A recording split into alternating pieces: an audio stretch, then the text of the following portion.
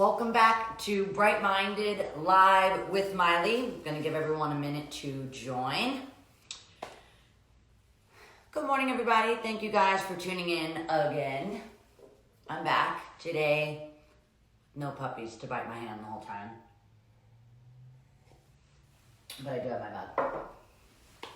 Okay, welcome back for the final episode of Highlighting Heroes Week on Bright Minded. Friday is for the future, staying engaged and positive.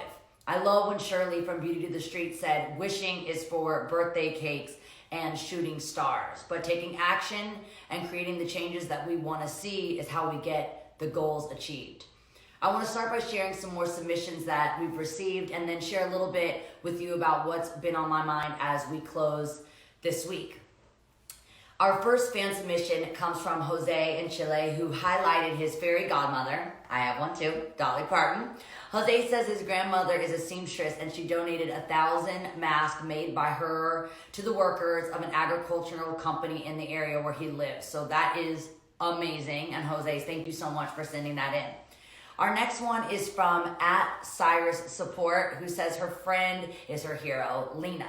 So I want to say thank you to her for cooking the food and providing the meals to homeless people and to all who can't afford to buy food right now because they lost their jobs and have no money. She gets up at 5 a.m. every morning to make food for her community for free. And she says she feels inspired to make something that could help people during this dark time and that every life matters and we should take care of one another. I love that so much, and it reminds me of the conversation, again, that I had with Shirley earlier this week about how much a difference one person can make just by caring and being kind to each other. So, Lena, you are a hero. Our last one for today is honoring the American Foundation for Suicide Prevention, national organization, and the Indiana local chapter. American Foundation for Suicide Prevention in Indiana is creating and supplying flyers with information about local mental health resources to bars and restaurants that are still offering carry-out and delivery to be included with every order. This helps at-risk individuals getting connected with much-needed service and overall helps keep people bright-minded. That is so cool. So thank you so much for sharing awareness about help and resources during this time. There are so many people in need, and that's an amazing way to get those resources into their hands. It was so important for me to highlight heroes this week because this crisis was developing super quickly and the impact on what it meant, especially for vulnerable communities who are already too often overlooked. So this was important to highlight those vulnerable communities that even now in this pandemic can be overlooked and how incredible activists and leaders are already responding based on their experience and their passion. What stood out to me this week is that the issues and injustices we talked about aren't new, but the pandemic has highlighted them either. What stood out to me this week is that the issues and injustices we talked about aren't new, but the pandemic has highlighted them even more, whether that's inequality when it comes to access to healthcare, financial stability, housing. And you know Happy Hippie has always been about mobilizing young people to confront injustice and do their part by taking action. And this week I'm really honored that we highlighted amazing people working on the grassroots level to confront these injustices and help us learn more about how we can support them in this time and beyond.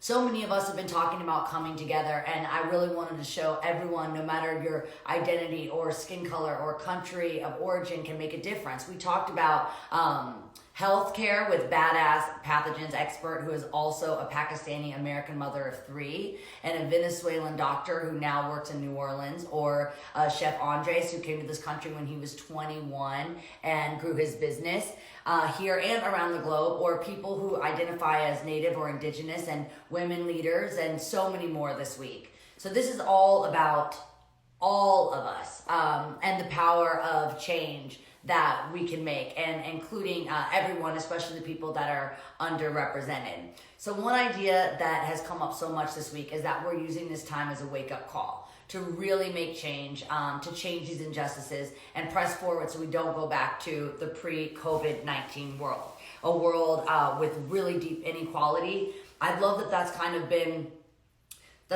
something that we've talked about all week with every guest. So even though all these guests are all so unique and so different, the kind of like common thread we've talked about is that this isn't new information. It's just being brought to the front and center, and a spotlight has been put on these issues that already existed through this pandemic. So that's why I'm really, really excited to close out this week talking to people who are pushing us to think about action and the future and how to stay informed, how to stay engaged, and to use our voice to make a difference all the time.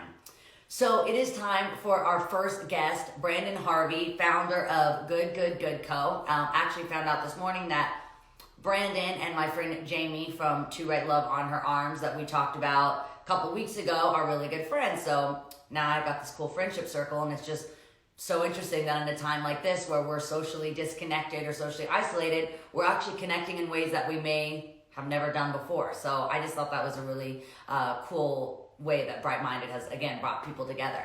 You all know how important it is to think and stay clear and positive, and to celebrate good news when we see it and take action on that good news. So that's why I'm really excited about Brandon Harvey, who is the founder of Good Good Good. It's a media company that focuses on helping people feel less overwhelmed and more equipped to make a meaningful difference. So I want to connect Brandon.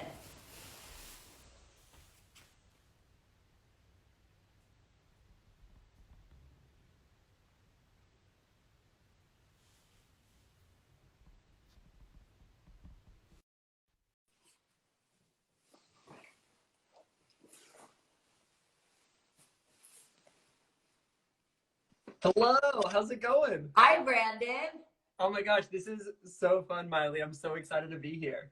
I am so happy that you are here. It is very fun, and I'm just so lucky that every morning I get to start it like this, connecting with people like yourself that are just doing so much good. And something that we've been mentioning a lot is that this isn't just during this time of crisis, but this is all the time. And the news is one of the places I feel like that can be the most misleading and overwhelming, especially in the beginning of this crisis. You just didn't know where to turn to Yes. actually get reliable information. So to have something like, you know, your company and what you're doing and highlighting that and how people can be active in positive ways, it's just really, really inspiring. Well, thank you. And I've been a fan of you for a long time, and I know all the words to the climb, I know all that stuff. Yes. But I've mostly been a big fan of the way that you use your platform to make a difference. And you were talking about Jamie, and I still remember when you and Jamie did a video in 2012 promoting To Write Love in Her Arms. And of course, I'm a huge fan of Happy Hippie. And the way we did that was pretty funny too, because we again, I've tried to make good news and doing good really fun and entertaining.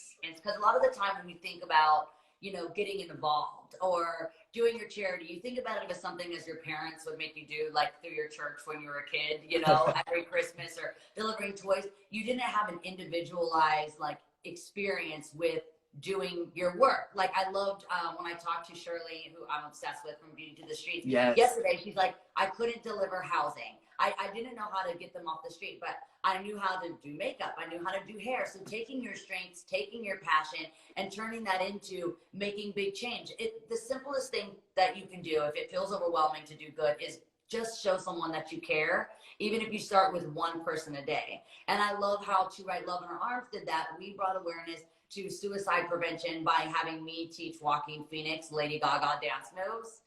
That's right. That was it. And it was that was the way to kind of get people to pay attention and go, listen, this is something really serious and really devastating, but if we can bring awareness to it in this way that actually gets people to want to be involved, to go, To Write Love in Our Arms is doing such cool things, I want to dedicate my time and my services. So it's about inspiring people and making this feel like, a lot of these issues, they are really devastating, and it's painful and heartbreaking. But if you can bring light and try to involve yourself in whatever little way that you have control over, that's just the beginning. That's the way you start, and then you find people that are doing the same, and you start connecting, and you create organizations like you have.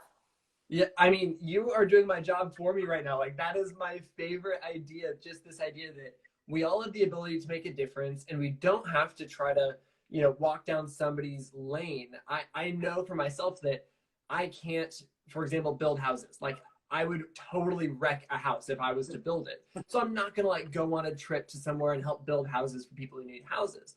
I am my background is in the world of photography and creativity. And so for me, it was always, what can I create that makes a difference using this unique skill set I have, and let the people who, are craftsmen do their thing. And right now it's, doctors and nurses and frontline healthcare workers, they get to do their things. And also we all just get to do our thing by staying home and making a difference in that way. And like, what a beautiful, easy thing for all of us to do. But it's just, we just do the next right thing that's in front of us. Yeah, a lot of the doctors, they really talked about that too on the show earlier this week, that I was asking, what can we do? And keeping people right now out of their hands, so they're so overwhelmed and, kind of under-resourced at the time that, like you said, staying home, washing our hands, taking care of each other, which should, again, go into our post COVID-19 world. It should go into our back to in our normal life, whatever normal is. And we don't want to go back to the world that we were in before, because it was totally flawed and, not equal, and all these issues that were already existing, like healthcare or housing, or just how are parents going to feed their children. And now with them not going to school, not getting those meals, which, happens in some of the, even we were talking with Second Harvest, which is in Nashville. Yeah. Oh, they're amazing. I've worked with them too. I love them. And so these are issues that are all year round. This isn't just during COVID-19, but families are wondering, how are they going to put food on the table every day? And there are hungry Americans every day and worldwide. So it's just really, really cool that you're doing this, again, like I said, all the time. And amidst all the chaos and tragedy of the pandemic, there are so many positive stories. So what's a piece of good news that you've heard recently that just like you loved? So, I mean, this is the world's hardest question, because there is so much good news right now. Every single week at Good, we write down and we collect every single piece of good news that we see out in the world. We genuinely think that we probably see 90% of all the, I mean, probably not actually, but like a huge percent of the good news that happens. And it's always in a list. And it's the weeks and months where there's the most heartbreak, the most pain, where our list of good news is the longest. And so right now, because there's a lot of heartbreak, there's a lot of anxiety, I think that we're finding more good news than ever, because it comes back to this quote from Mr. Rogers that I love, where he said, when I was a boy and I would see scary things in the news, my mother would say to me, look for the helpers. You will always find people who are helping. And that's like the central theme for everything we do at Good.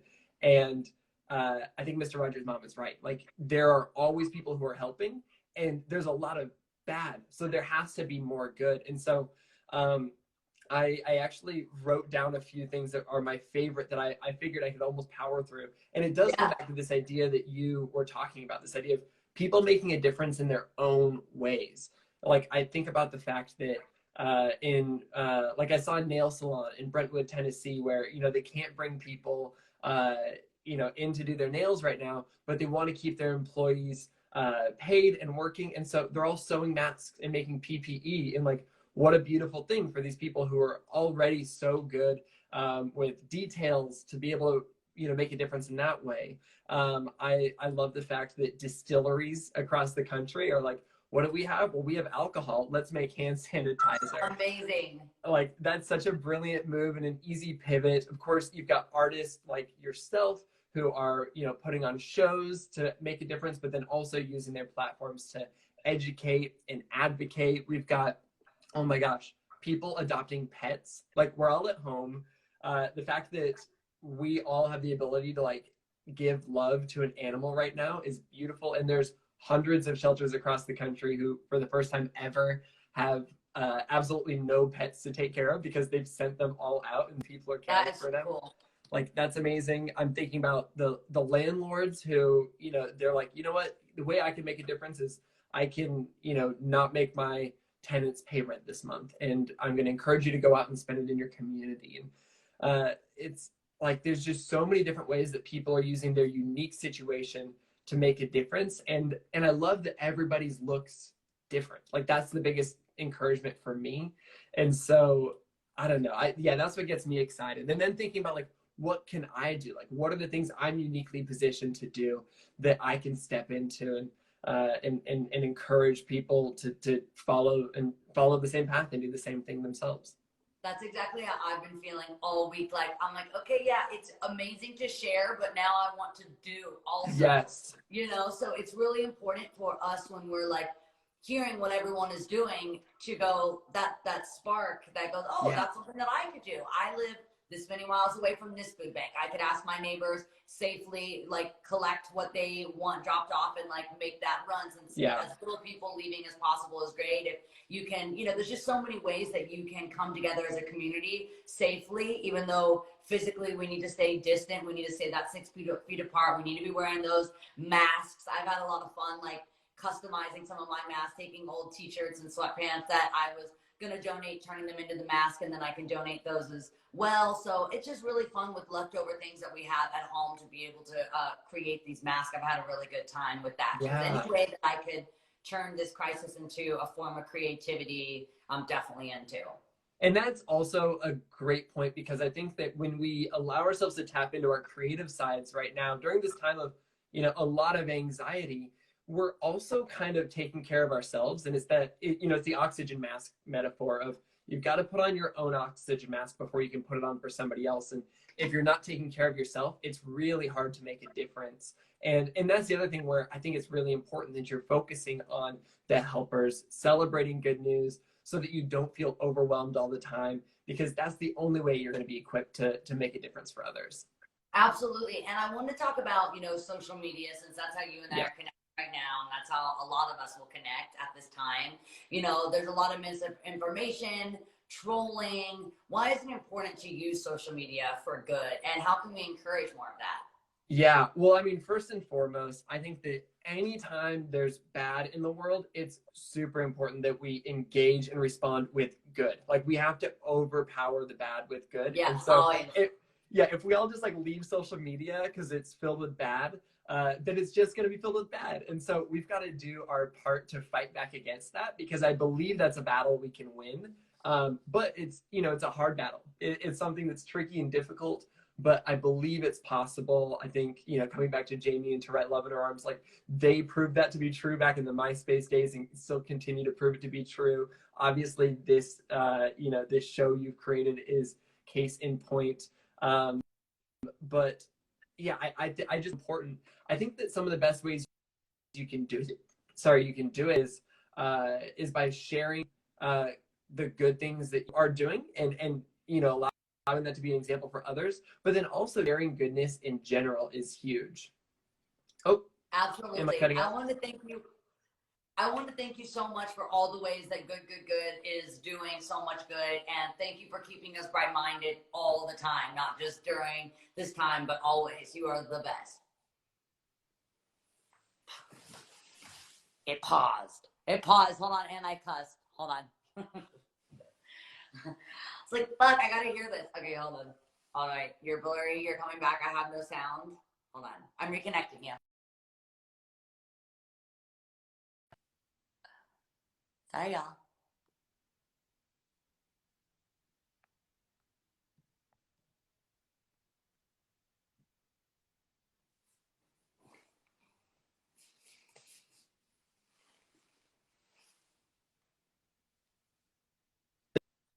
Can you hear me? Yeah.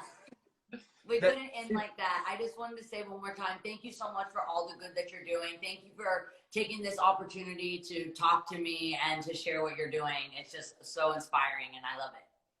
Thank you, Miley.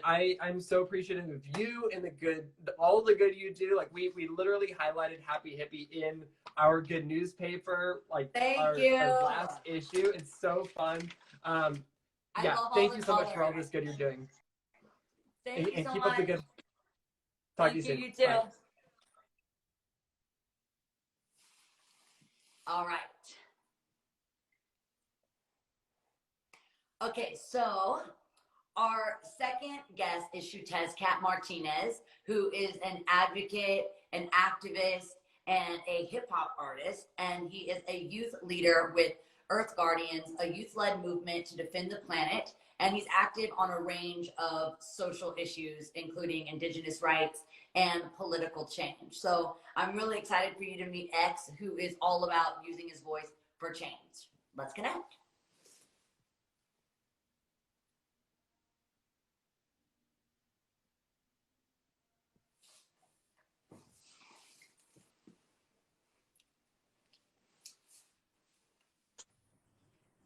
Hi. How's it going? Good to meet you.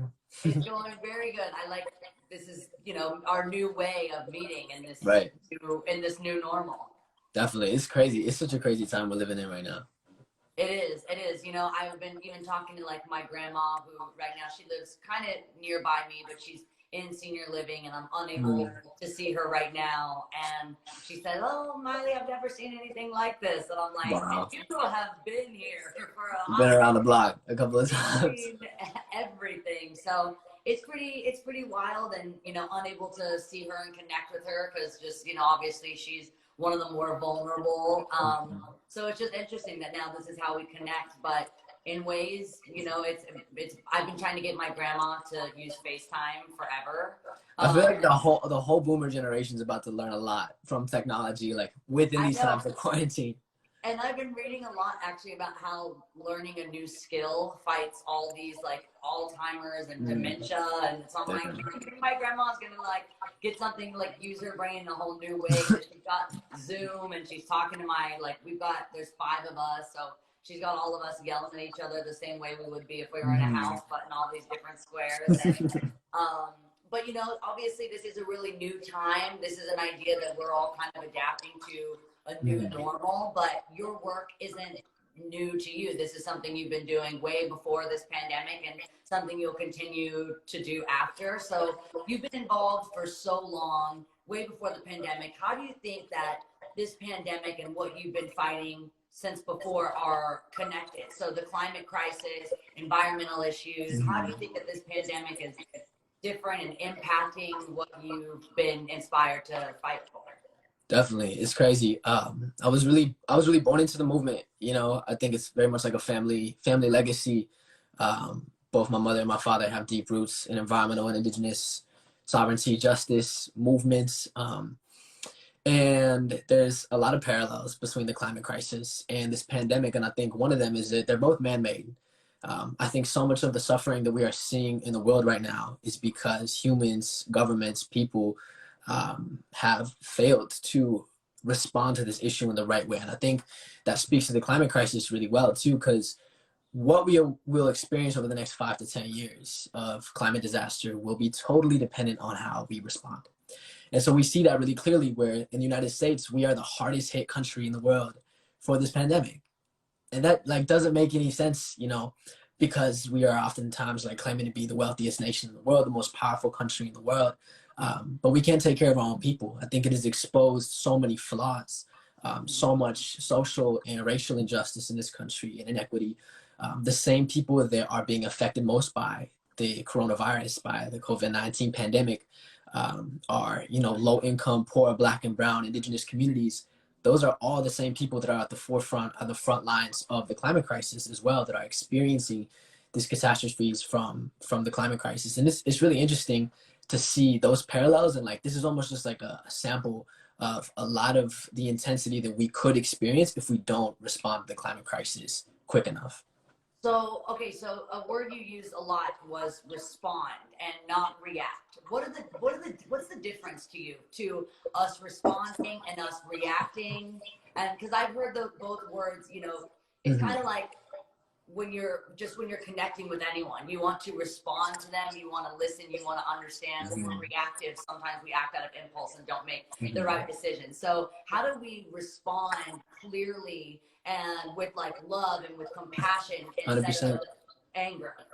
Yeah, and I think it brings it back to understanding that both of these crises are human issues.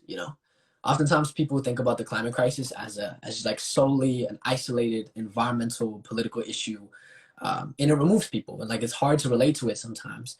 But what we are saying with this pandemic specifically is this is a human issue that is affecting our access to housing, to healthcare, to our ability to interact with our family, to have access to good food.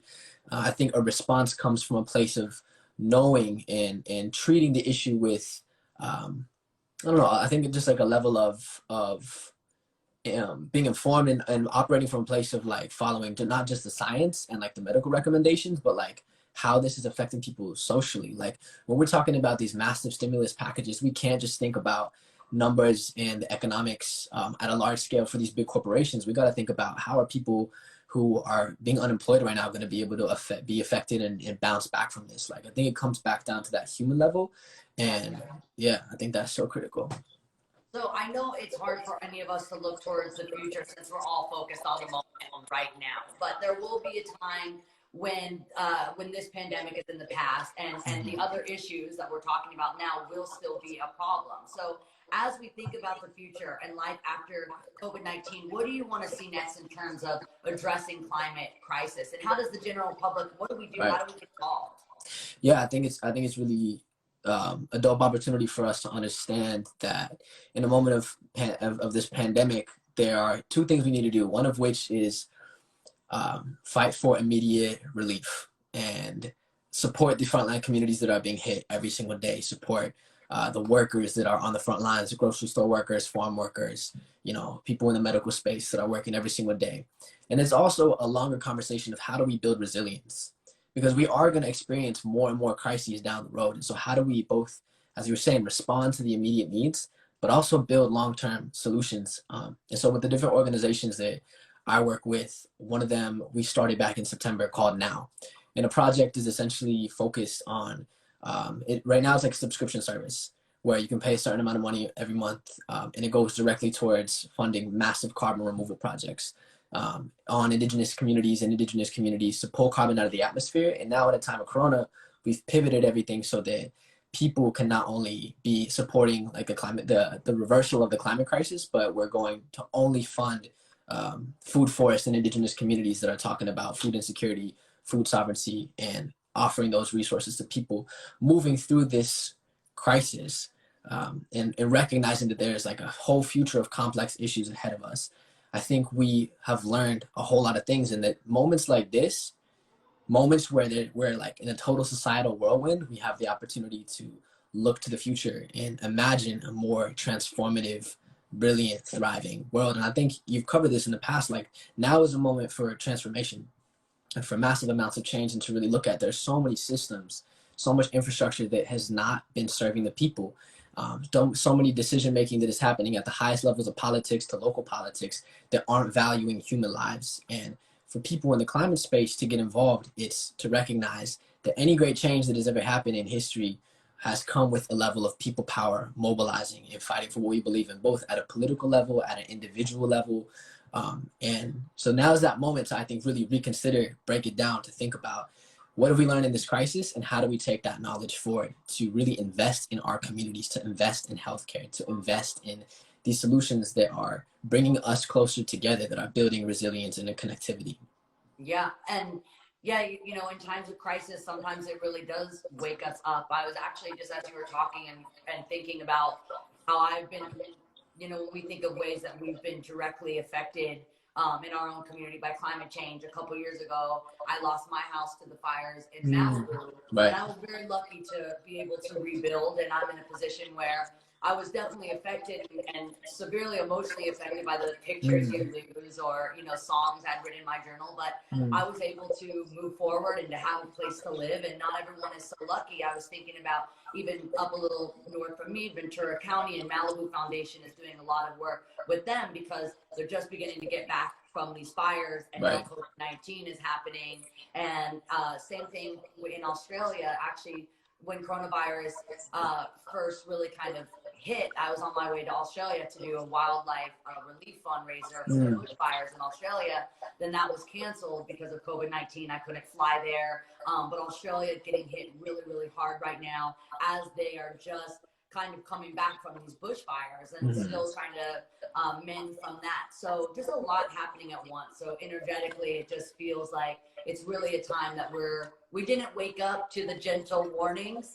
And it's, you know, it's time that this is really something that Shirley said from Beauty to the Streets the other day too. Is the reason why this is getting so much focus is this is happening to all of us. That is true. But again, I'm affected in a very different way than some of the most vulnerable populations, 100%. as I am always, and I'm not blind or am not aware of that. I'm very aware of that, which is why I created this platform to try to highlight those issues, because the way I'm affected by COVID-19 is not the regular experience. That's not what most people worldwide, not just in this country, are experiencing. So there's an awareness of that.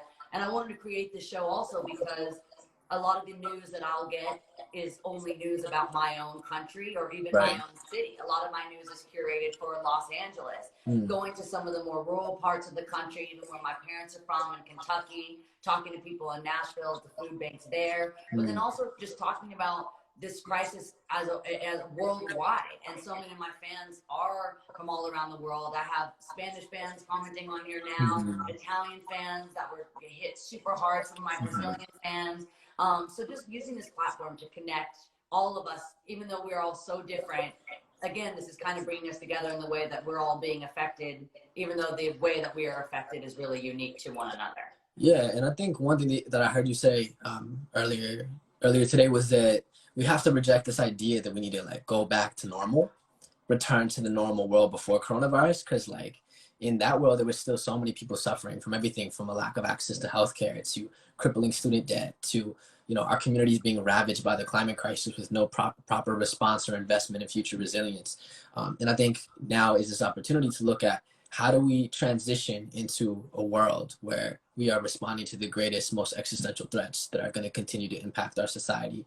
And there's like go ahead. Oh yeah, no, well, yes, it just reminded me because yesterday I talked to Heather from My Friend's Place, which is a homeless youth shelter that Happy Hippie and I have been a part of for years. And she said that she really had to educate the youth that were coming in to get their, usual socks and food, because they didn't really actually know what was going on, because life wasn't that different to them during COVID-19 to it was before. They can never have access to the water and food that they need. They never have the option of housing and being taken care of, by us. So really life didn't change that much for a lot of the homeless youth in LA. And so just realizing that a lot of the populations that we are talking about, this is a pre-COVID-19 issue that is being highlighted by the pandemic. Because now we're really seeing our cracks and our flaws in the infrastructure. This was already an issue. It just wasn't getting the attention that we're getting it now. Right. And one thing I want to say, like on an environmental tip, I've seen like across social media different people talking about how, like because everyone's quarantined, we have cleaner air, we have cleaner water in some places. There's lower rates of pollution. People can see the Himalayas from northern India. And while some of these stories are true, if we think about it, like, yes, we want cleaner air. Yes, we want cleaner water. Yes, we want a stable climate. Yes, we want to transition away from fossil fuels and stop burning so much oil. But that shouldn't come at the cost of millions of people losing their jobs, thousands of people losing their lives, economic depression, and so much fear and uncertainty. And I think in indigenous communities and a lot of the way that I was raised is that there is no separation between ourselves and the natural world, and nature, our water, our air. And so when we can, it's almost like impossible for me to think of these small wins, like so-called wins in the environmental space, when there's so much suffering happening, like not, and celebrating that just feels problematic in a lot of ways. And I think we can really make this an opportunity for us to think about, okay, we want and we need cleaner air. Like the climate crisis is demanding transformative change at every level of society. And we are seeing that the infrastructure that exists is not protecting our people, and it is not valuing human lives at the most high.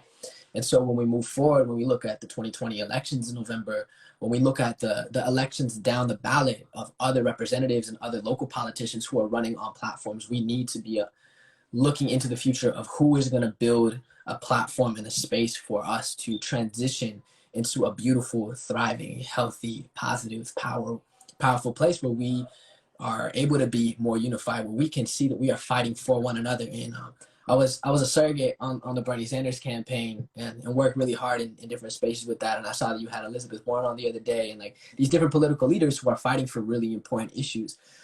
And I think now what we have to recognize is that as people, as young people, we have so much power. We have so much power to push the envelope on any issue we care about, whether it's gender equality, the climate crisis, social and economic justice. First of all, they're all woven together. And when we look at these elections moving forward, it's about the pressure that we apply in all these different spaces to make sure that those in power are representing the voices of our communities, of our people. That was actually my next question. Yeah, so something I was talking with Elizabeth Warren about yesterday was about her plans to make sure that we can all vote safely in November because staying healthy and you're right is those shouldn't come at cost of one Yeah. another. So I was talking about our plans yesterday and how we protect our democracy and make sure that we don't have to choose our right to vote and our health. So can you talk about what the elections mean to you and what would you say to people who aren't politically engaged right now? Why is it so important? Honestly, I spent a lot of my life being really involved in social movements, but not so engaged politically. And it wasn't until the last couple of years where I realized like these spaces can be really transformative when people apply pressure. And one of the movements that I was really involved with is a grassroots movement to stop this pipeline from being built called the Keystone XL pipeline. Yeah. That happened, a handful of years ago. And Obama eventually vetoed and blocked the access for this pipeline to be built from Canada across the US that would have been detrimental to the climate. And it wasn't just because Obama was this great climate hero. It was because people for years put massive amounts of pressure. Indigenous communities built coalitions with farmers, with rural farmers across the United States, and really pushed really hard to get this transformative change to happen. And when we look at the political climate, young people have completely changed it, have made sure that politicians across the ballot have acknowledged the climate crisis as a top issue for our generation. We have completely pushed the entire Democratic Party closer to a Green New Deal platform, which is the comprehensive and really the only comprehensive vision for responding to this crisis through a lens of justice and equity. And I think it's really powerful for me to look at different organizations like the Sunrise Movement that is doing a lot of political organizing around the climate and seeing that these issues are not just distant issues in the future to be debated by politicians, but if we want to make sure that our voices are included, we have to apply that to the process immediately. The margins of victory that happened for Bernie's campaign in various states happened because young people turned out to vote. And when we think about, what this November election particularly means, it's like there's a lot on the line. Not just because of this virus, but because, as you're saying, so many of these other systemic issues that have been here for generations that have been continued to be impacted from colonialism and the enslavement of African peoples and so much intense violence, like at the foundation of this country. And for us to talk about building a brighter future, envisioning what we want the world to look like, getting politically engaged is one step in that process, and voting is like an entry level process and an opportunity for all of us to take. And we, again, have a lot of different champions that are fighting for a Green New Deal down the ballot that aren't just running for the presidential office, but for various different levels of power. And recognizing that local politics is also really important, because I think one thing we've seen with this pandemic too is there's actually a lot more local leadership that is happening in these times, even in federal leadership. Lots of states and local governments are doing their part much more than the federal government. And that's how you make change. We talked about that on the show yesterday. Is local and state and all, when we all work together, and federal, everyone working together, that's how you actually make change. And a lot of these local leaders are doing more than our politicians. And I like when you said Obama, it was really about the people, because a lot of these people watching right now, we forget how much of a difference that we can make. And that really does start with voting in November. That's, like we were talking with the doctors, the least you can do right now is stay home and stay safe. But in November, it's really important to vote safely. Elizabeth was talking about the mail-in ballots, because 100%. that's one way that you can make a difference. And so many times we go, well, I'm just one person, I can't make a difference. But these little simple things that you can do just by having your voice heard are really, really important. So it's really important to get out of the mindset, well, I'm only just one.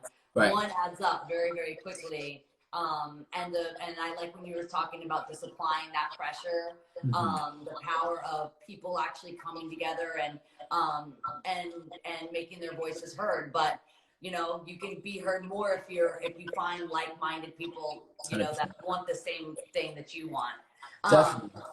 So I want to talk about, you and I, again, talking about like-minded people. You and I are both creative and artists, and I think that's why this conversation, I really, really enjoyed it. And I felt like I really connected to you just because I know that you use your art to communicate your political messages also, or your what you want to see happen or change. You use your music, you know, to echo that. Same thing, like, you know, when I write songs like The Climb, about not giving up, or writing songs about mother's daughter, which is about, like, you know, the generations of me, my grandma before that, and not having the power. You know, my grandma came at a time where her voice was really never heard, and now I'm known as one of the loudest voices in the country. So watching that, like, you know, that kind of generational evolution, and still being, you know, just using our music to communicate what we feel. So how do you feel like your art reflects, like, your values?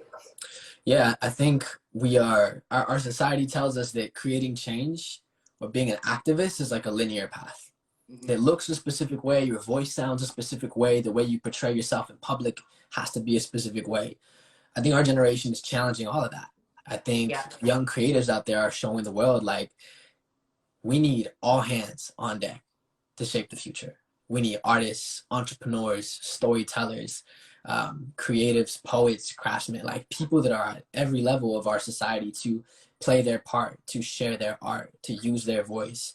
And for me, you know, who grew up like just super in love with hip hop culture as a powerful tool to wake people up, to authentically connect and bring people together in a different way. Because I've been public speaking in and out of the UN, giving TED Talks since I was like 6 years old. Yeah. And when I started going on tour and performing and playing for hundreds of people, thousands of people, tens of thousands of people, the energy is different, because it's like a space where we can really come together. And the music and the artwork, that flips the way that we are able to touch people's hearts. And that, I think, is where a lot of transformation begins in inspiring people, because that's, I feel like, where I can be the most authentic. And it's crazy. Like it just happened to line up. Like literally this morning, we just dropped a music video for a song off this album that we just came out with.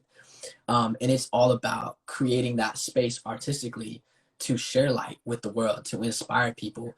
And I'm just have been, you know, inspired by artists like yourself too, who have opened up and used those platforms. And if you look through history, from, you know, Bob Marley, and Rage Against the Machine, and Calle 13, Residente, like these different artists have opened up a space in culture for the masses to be able to tap into a message that is profoundly about much more than just entertainment. That's what I aim to do with my art every single time we create. With the album we just put out, with the video we just dropped, that's the whole vision. And you get it, you know, you understand. And I think for all of y'all out there who are watching, who are tapping in, whether it's creatively, whether it's whatever passion it is that you have, like, you have a part to play within this movement. We have a part to play in deconstructing the idea of what creating change means, because that belongs to all of us. Our future and crafting it belongs to each and every one of us. And that's a powerful responsibility, a powerful moment, you know, to really be taking a second and taking a break from everything and like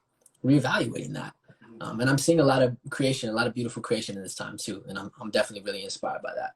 Absolutely. And if you don't write music or write poetry, you know, in ways of painting, or even I was talking to a photographer about taking a selfie a day, so you like see the experience from all these different people, from all these different places around the world. One of my favorite artists, there's like some self-portrait artists, and I was actually talking to an LGBTQ historian that was saying journaling every day, your experience, that's how history is really written, from every individual, from the general public's point of view. So journaling is a way to be creative. Even if you're not songwriting or writing poetry, journaling what you're feeling, how you're being affected by this pandemic as an individual, and that like makes history. Your personal experience is what creates history, and to share that. So I definitely encourage, you know, painting, creating, writing, but also just something as simple as just journaling your experience through this. Right. I want to thank you so much. I could not think of a better way to like close this week. It's been such an awesome conversation, and I think it really reminded all of us that this is something that we should have been fighting for, or maybe you were pre-COVID-19, but it's definitely something that has to go past this pandemic and become a part of our everyday life. 100%. Yeah, I appreciate the time. I appreciate you opening up the platform. And I'm glad you have new music. I'm gonna listen right now. Yeah. I'll send you the link. All right. See you. Thank you. Peace. All right. I want to thank you guys so much for being a part of Bright Minded. I want to thank you guys for being a part of Bright Minded Highlighting Heroes this week. This week has meant so much to me, and I've learned so much from the incredible people, and I'm just getting inspired to talk about all of these issues, and they're affecting so many people around us. And now I'm just so much even more passionate, and we can all make a change going forward with issues like healthcare and economic security and housing and access to food and clean water and taking on the climate crisis. And even though Bright Minded is coming to an end, this is really just the beginning for myself and for all of us. There's so much hard work that needs to be done, and together we're unstoppable. But first, we have to get started. So don't stop highlighting your heroes, and don't stop being impossible. Okay.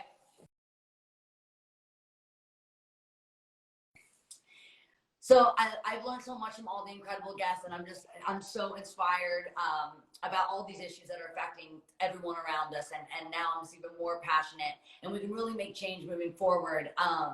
Even though Bright Minded is coming to an end, this is really just the beginning. There's so much hard work that needs to be done, and together we're unstoppable. But first, we have to get started. So don't stop highlighting your heroes, and don't stop being the hero yourself.